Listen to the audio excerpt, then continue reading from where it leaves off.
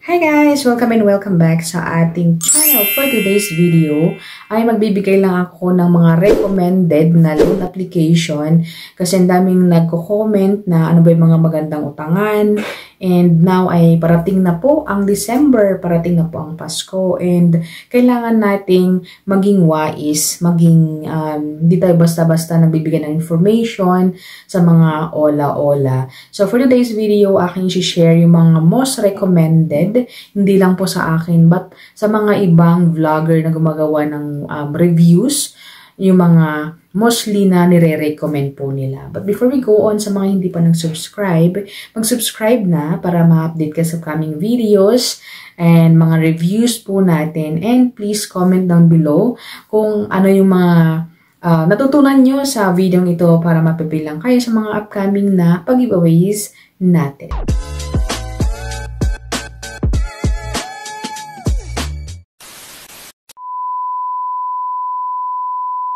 Alright, welcome and welcome back sa ating channel. So, ayun na nga, magbibigay tayo ng mga most recommended na application, na online lending application na fast approval, no harassment, and hindi lang po siya pa 7 days yung loan term. Yung mga loan application pala na ito is hindi po sila in order. So, in any order po yung arrangement nito guys. And disclaimer po na hindi po ako nagpo-promote ng isang lending application guys. I'm just sharing with you yung mga personal experience ko sa isang lending application. So, ang unang aking may share sa inyo is si Tala. Ayan, so si Tala guys ay lagi ko nang ginagamit, lagi ko nang nagbibigyan ng review kasi nga masasabi kong sila ay legit. Ayan, though for me, yung na-experience ko is mabagal silang magbigay ng credit limit. Ayan, mahirap silang magtaas ng credit limit. But, sila po ay legit na legit. Nagre-report sila sa CIC and sa SEC, guys. And nagpapautang sila up to 25,000 pesos. Ayan, and sa loan term naman ito ay loan up to or payable up to 30 or 60 days na ngayon. Kasi before guys is 30 days. Pero ngayon, bonggang-bongga 60 days na po yung loan term ni Tala. So, yung mga pwede sa kanila guys na ID, ayan. So, naglista ako para ma-share ko din naman sa inyo. So, UMID, SSS, Postal, Passport, Driver's License, Voters ID, and yung National ID. So, si Tala guys ay fast approval din siya. Ayan, nag-try lang ako nung wala akong gagamitin sa bills. And yun na nga at na-approve agad-agad po ang ating application sa kanila. Ang next naman guys na akin may share sa inyo ay walang kupas-kupas, si Online Loan Pilipinas. Ayan. Online Loan Pilipinas na pag first time ay 0% interest and buo po yung makukuha natin na amount. Ayan. And meron sila yung option para i-check natin and mababa po yung mga bawas pag sa second loan na po natin. So, si Online Loan Pilipinas ay powered by Online Loan Pilipinas Financing Incorporated.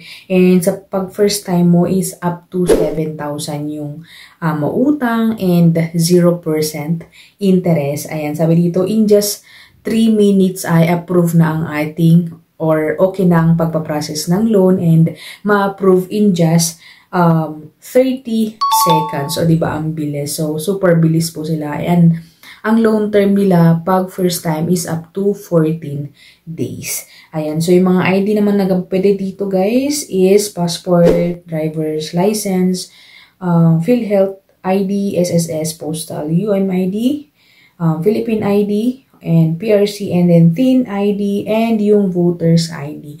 So, kagandahan din nito is pwede ang ating TIN ID. Ayan. So, mostly yun po yung merong ID. So, goods na yun guys. And then, next po natin is si Mabilis Cash. Ayan. So, Mabilis Cash ay isang lending application na masasabi kong okay siya, pero moody. Ayan. Kasi nga, biglang tataas yung loan limit mo, tapos biglang bababa. Ayan. So, that is based on my experience. Kasi nga, medyo ang laki, tapos biglang bumagsak ng 2,000 pesos. So, anyway, Mabilis Cash is powered by Mali Lending Corporation. Ayan. And, nagpapautang sila ngayon up to 40. Kasi nung first time ko is up to 30,000 ata yun or 25,000. But anyways, ngayon is bonggang-bongga up to 40,000 pesos.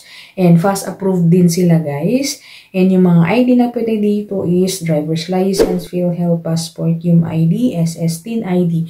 So again, pwede ang TIN ID po dito. And yung health card natin or yung PhilHealth ID natin. And then, ang next po natin is si Peso Ready. Ayan. So, madalang ko nang nakikita to, pero masasabi kong okay naman siya kasi naasahan ko naman to noon nung mga time talaga na down po tayo. Inatulungan po tayo ni Peso Ready.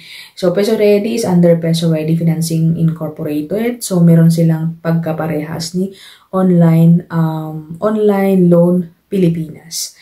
Ayan, so sila naman ay napapautang up to 8,000 pag first time and then 0% interest pag first time. So legit po yun na 0. So mga ID na pwede dito, driver's license, PRC, passport, PhilHealth, and yung Philippine ID natin, postal ID, SSS, TIN ID, UMID, and yung voter's ID natin. Ang next po natin is si Digido. So, si Digido ay isang legit din na application, though medyo malaki yung mga interest. Ayan. Kasi nga everyday siyang tumutubo dito. Pero sa mga emergency nating pangailangan guys is pwede natin silang kapitan. Pero dapat ay magbabayad po tayo on time kasi nga malaki po yung idadagdag nila in case na hindi po tayo magbabayad. Ayan, so si Digito Philippines Online ay powered by Digito Finance Corporated and nagpapautang sila up to 10,000 pag first time. Ayan, and 0% interest din pag first time po nila. Or first time tayong mag-loan sa kanila. So, yung mga ID na pwede dito ay driver's license, Philippine passport, and UMID, SSS, TIN ID. So, pwede rin sa kanila ang TIN ID. And then, yung national ID natin. Next natin si One Hand. So, bagong-bagong nire-recommend ko si One Hand kasi nga noon is talagang lahat ng nire-review ng mga nagre-review is pangit siya. Pero ngayon guys ay nag-improve na si One Hand. Ayan. So legit na legit si One Hand and nag-legit din na nagbibisita po siya. Nag-home visit sa mga hindi makakapagbayad. So si One Hand Online Cash Loan Application is powered by WeFund Lending Corporated. And nagpapautang sila up to 50,000 pesos. Safe and trusted naman po daw sila and then longer payment term of up to 3 months. So sabi dito, easy and fast loan approval. So, easy and fast loan approval, but sad to say na ako po ay isang reject kay One Hand. But anyways, ang dami nagre-review or ang dami nagsasabi na approve naman po sila and okay naman po yung experience nila kay One Hand. And sila ay napapautang nga, sabi dito sa about application, 2,000 to 25,000 pesos. And mostly na mga ID na pwede sa kanila is SSS ID, PRC ID, GSIS, UMID ID. So, yun po yung nakalagay dito. Pero meron po yung mga iba pang mga pwedeng ID sa kanila sa pag magpa-process ka ng loan sa kanila. Ayan. And next po pala natin ay si Mr. Cash. Ayan. So, si Mr. Cash, meron tayong nagka-problema tayo sa kanya. Pero now is okay naman siya. Bumalik na yung, I think, credit limit. Ayan. So, maganda rin siya. But then, syempre, expect na natin na medyo mataas din yung mga kinakaltas dito, yung mga interest niya. Ayan. So, one valid ID lamang din ang kailangan dito. So, yun guys, yung mga top na recommended loan application and masasabi ko na goods din naman sila na naasahan ko sila noong mga times na talagang down tayo and kailangan natin ng mga pambayad ng mga super bonggang bills. Ayan. Pero of course, syempre, yung mga ibang loan application, gaya ng Digido, gaya ng Mr. Cash, na medyo mabigat din sa bulsa yung mga dinadagdag, ayan, or yung mga interest nito sa pagka-second loan mo na, ganyan, ay medyo talagang mabibigatan ka sa bulsa. Bagamat, ox naman sila and legit, ayan, nagre-report talaga sila sa CIC and approve sila sa SEC.